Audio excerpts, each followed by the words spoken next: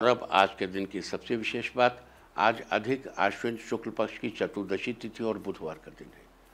चतुर्दशी तिथि आज पूरा दिन पार करके देर रात 12:26 तक रहेगी। साथ ही आज पूरा दिन पूरी रात पार करके भोर 3:15 तक सारे काम बनाने वाला रव योग रहेगा।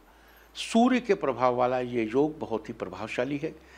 इस योग में किए गए कार्य को कोई भी बिगाड़ नहीं सकता, बल्कि सब अच्छा ही अच्छा होता है। रवि योग व्यक्ति को अपने अंदर पॉजिटिविटी बढ़ाने में मदद करता है। इस दौरान किए गए कार्यों से सुख समृद्धि और सफलता प्राप्त होती है। इस दौरान खरीदारी करना भी बड़ा ही शुभ होता है। तो ये थी आज रवि योग की चर्चा, और अब बात करेंगे आज पड़ने वाले पूर्व भाद्रपद नक्षत्र के बारे में। आज पूरा दिन पूरी रात पार करके सूर्योदय के जस्ट पहले 3:15 पर तक पूर्व भाद्रपद नक्षत्र रहेगा। पहले अगला सूरज उगने के पहले भोर 3:15 तक पूर्व भाद्रपद 25वां नक्षत्र है। पूर्व भाद्रपद नक्षत्र के स्वामी देवगुरु बृहस्पति हैं। अतः पूर्व भाद्रपद नक्षत्र में जन्मे लोगों को उन पर देवगुरु की कृपा बनी रहती है। 12 राशियों में से पूर्व भाद्रपद नक्षत्र के पहले 3 चरण कुंभ राशि में और आखिरी एक चरण मीन राशि में आता है। यानी कुंभ और मीन राशियों पर और उनके जातकों पर पूर्व भाद्रपद नक्षत्र का विशेष रूप से प्रभाव रहता है। पूर्व भाद्रपद नक्षत्र का संबंध आम के पेड़ से बताया गया है। अतः जिन लोगों का जन्म पूर्व भाद्रपद नक्षत्र में हुआ है, उन लोगों को आज के दिन आम के पेड़ की पूजा करनी चाहिए और उसको प्रणाम भी करना चाहिए। लेकिन ध्यान रहे कि पूर्व भाद्रपद नक्षत्र में जन्मे लोगों को आज के दिन आम के फल का सेवन नहीं करना चाहिए। आज के दिन आपको आम या आम से बनी चीज़ों जैसे आम रस, आम का पना, आम का अचार या फिर आम पापड़, इन सब चीज़ों का सेवन अवॉइड करना चाहिए। हालांकि पूर्व भाद्रपद नक्षत्र के अलावा बाकी लोग आज के दिन आम का उपयोग कर सकते हैं। तो ये थी पूर्व भाद्रपद नक्षत्र से जुड़ी कुछ विशेष चर्चा। और अब आज के दिन पूर्व भाद्रपद नक्षत्र के दौरान आपको कौन से उपाय करने चाहिए, हम इसकी भी चर्चा करेंगे। यहाँ ये ध्यान रखिए कि आज की ग्रह नक्षत्र स्थिति में सभी लोग ये उपाय करके फ़ायदा उठा सकते हैं। तो आइए चर्चा शुरू करते हैं आज के दिन किए जाने वाले उपायों के बारे में। अगर आप अपनी व्यावसायिक यात्रा से लाभ पाना चाहते हैं, अपनी फाइनेंशियल कंडीशन को बेहतर करना चाहते हैं, तो आज के दिन एक केसर की डिब्बी लेकर उसे भगवान विष्णु के चरणों से लगाकर अपने पास रख लीजिए।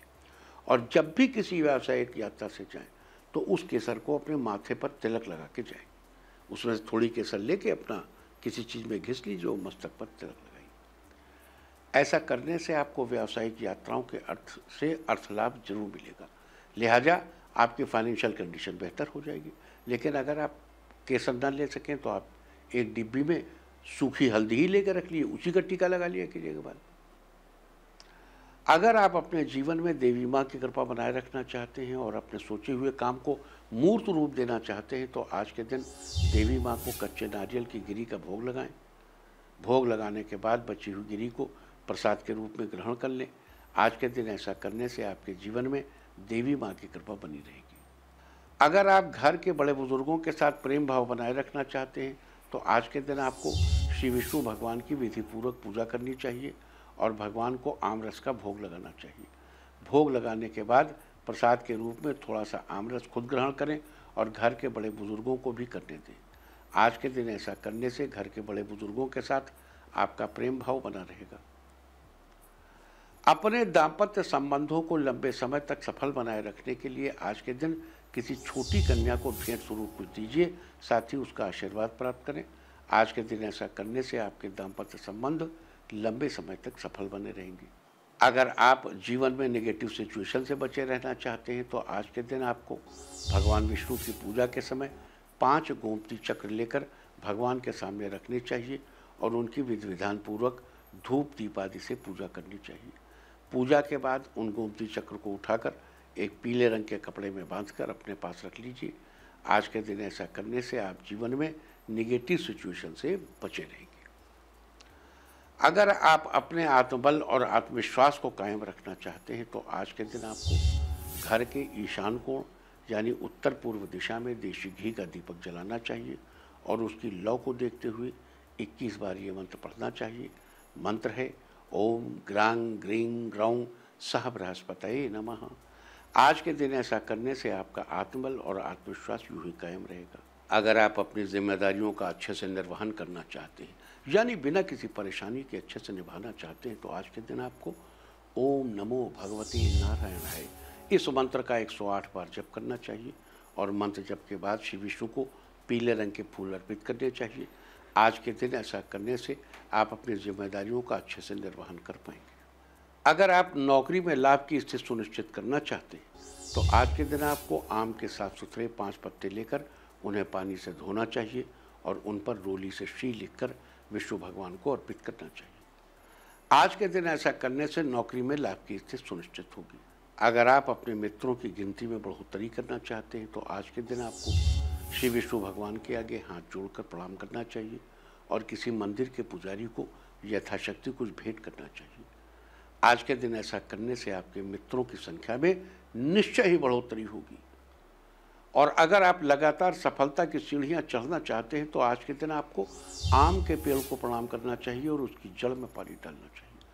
अगर आपको आम का पेड़ न मिले तो आम के फल को प्रणाम कीजिए, फल भी न मिले तो चित्र को प्रणाम कीजिए। आज के दिन ऐसा करने से आप लगातार सफलता की सीढ़ियां चढ़ते चले जाएंगे। अगर आप अपनी क्रिएटिविटी में बढ़ोतरी करना चाहते हैं, तो आज के दिन आपको शंख में थोड़ा सा गंगा जल डालकर श्री विष्णु भगवान को अर्पित करना चाहिए। आज के दिन ऐसा करने से आपकी क्रिएटिविटी में बढ़ोतरी होगी। अगर आप अपने काम में कुशलता हासिल करना चाहते हैं, तो आज के दिन आपको अपने गुरु, कुल पुरोहित या फिर किसी मंदिर के पुजारी का आशीर्वाद लेना चाहिए और उन्हें पीले रंग की कोई वस्तु भेंट करनी चाहिए। आज के दिन ऐसा करने से आपको काम में कुशलता हासिल होगी।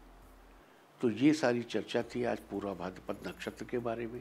यहाँ एक बात फिर याद दिला दूँ कि आज की ग्रह और नक्षत्र स्थिति के अनुसार सभी लोग ये उपाय करके लाभ उठा सकते हैं। उम्मीद है कि आप इस बेहतरीन चर्चा का फ़ायदा जरूर उठाएंगे। और अब मैं आपको बताऊंगा कि क्या कहता है आपके नाम का पहला अक्षर आपके आज के भविष्य के बारे में। और ABCD ही क्यों, नाम का पहला अक्षर ही क्यों? क्योंकि आज के ज़माने में दोस्त और दुश्मन सबकी गतिविधियों पर आपकी नज़र होना जरूरी है। आपको पता होना चाहिए कि क्या आपके दोस्त को आज कोई अच्छी अपॉर्चुनिटी मिलने वाली है या कहीं आपका दुश्मन बाजी न मार ले। किसका दिन आज कैसा है, नाम के पहले अक्षर से सब पता चल जाएगा। आगे बढ़ने से पहले थोड़ी चर्चा कर लें। कल एक विषय रह गया था, शनिदेव कल मार्गी हुए थे, वो भी मकर राशि में। और मकर राशि जो भारत के भाग्य स्थान पे है। शनिदेव भारत के भाग्येश हैं। जिस समय देश आज़ाद हुआ था, वृषभ लग्न थी और उस हिसाब से शनिदेव मकर राशि भाग्य स्थान पर, 9वें स्थान पर, और वहाँ अभी शनिदेव वक्री चल रहे थे। तो भारत की जनपत्रिका में जो शनिदेव अभी तक वक्री थे वो कल से मार्गी हो गए। जल्दी ही किसी दिन हम इस पर बहुत विस्तार से आपसे चर्चा करेंगे। फिलहाल आपको ये याद दिला दूं कि धनु राशि वालों की ये जो आखिरी ढैया थी उसमें शनि वक्री से मार्गी हो गए। मकर राशि वालों की ये जो मध्य ढैया थी, ये उसमें भी मकर राशि वालों के जो लग्न में गोचर शनि का था उसमें भी शनि चूँकि लग्नेश थे और लग्नेश मार्गी था, वक्री था, अब मार्गी हो गया, चीज़ें फेवरेबल हो जाएंगी। इस तरीके से ध्यान रहे कि चीज़ें बहुत बहुत फ़र्क पड़ेगा इनसे। ख़ास तौर से भारत के लिए बहुत शुभ सूचना है और इससे भारतवर्ष को, पूरे देश को बड़ा लाभ होगा। भारत के विरुद्ध खुद उसका भाग्येश अभी तक वक्री था, अब उसका भाग्येश मार्गी हो जाने से और भाग्येश के भाग्य स्थान पर ही गोचर करने से अब भारत के लिए अनुकूल परिस्थितियां बनने का समय शुरू हो चुका है।